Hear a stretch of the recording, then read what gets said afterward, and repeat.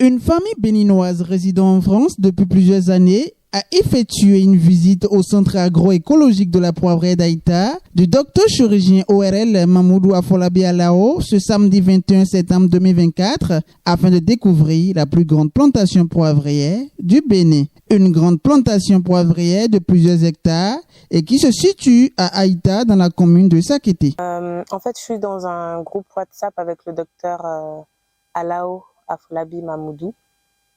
Et il a présenté son exploitation et moi, du coup, je l'avais contacté déjà pour l'encourager dans son projet et lui demander s'il faisait des visites. Et lors d'un de mes voyages au Bénin, si c'était possible de visiter son exploitation. Et il a répondu avec grand enthousiasme.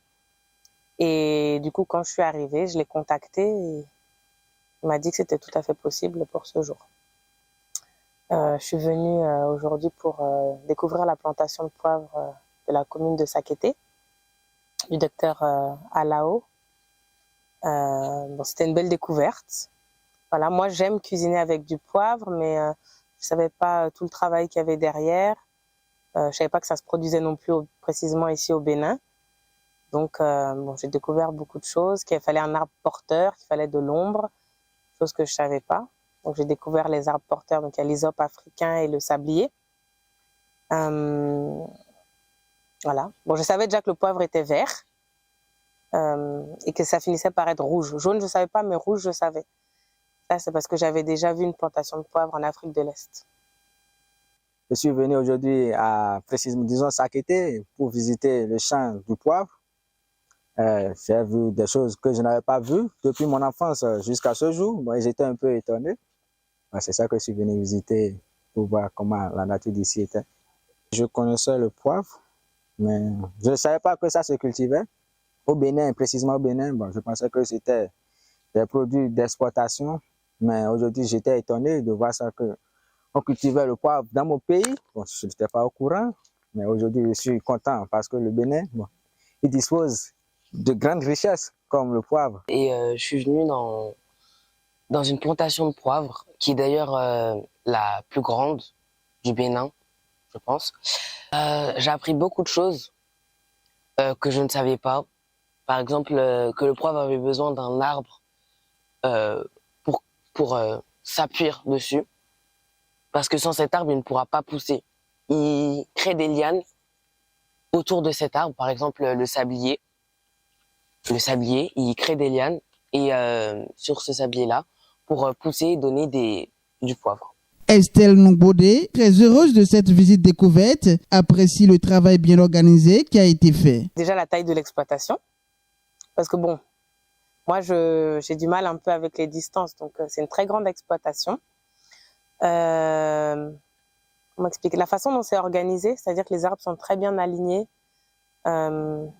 Chaque plant de poivre est planté de façon rigoureuse. Donc l'arbre porteur, le plant de poivre qui grimpe, vu que le poivre c'est une plante grimpante, et puis les arbres qu'il y a autour, parce qu'ils ont je sais pas comment on appelle ça déjà, des plantations alliées. Amoureuse de poivre, elle aimerait bien essayer sa culture. Elle profite pour remercier le promoteur Dr Afolabi Alao et son personnel pour le travail abattu. J'aime, mais je ne sais pas si je pourrais le faire. C'est intéressant en tout cas. Et comme j'aime le poivre, j'aimerais bien m'y essayer, peut-être pour un petit plan personnel, mais me lancer dans la culture du poivre, c'est vraiment un grand projet, je pense, à mon humble avis. Merci beaucoup, on a été très bien reçus. Les explications étaient très claires. Bon, j'espère que mes enfants aussi ont pu profiter pour apprendre énormément de choses comme moi aussi. Et vraiment beaucoup de courage pour la suite, bonne continuation et que de réussite. Venez visiter parce qu'on a besoin d'apprendre ce qu'on utilise. Moi, je trouve ça important parce qu'on achète des choses des fois déjà tout emballées. C'est important de savoir le travail qu'il y a derrière, la façon dont c'est produit. En plus, ici, c'est produit de façon bio. Donc ça, il faut quand même le souligner. Donc voilà. Et du courage aussi pour tous les gens qui travaillent sur l'exploitation. Il est à rappeler que l'école primaire publique d'Itamerin, qui est l'école pionnière de la culture du poivre, est bénéficiaire d'1 million de francs CFA dans le cadre du projet de l'autonomisation des cantines scolaires dans la commune de Sakété, a refectionné sa cuisine pour le bien-être des élèves. Une belle œuvre rendue possible grâce au docteur Afolabi Alao.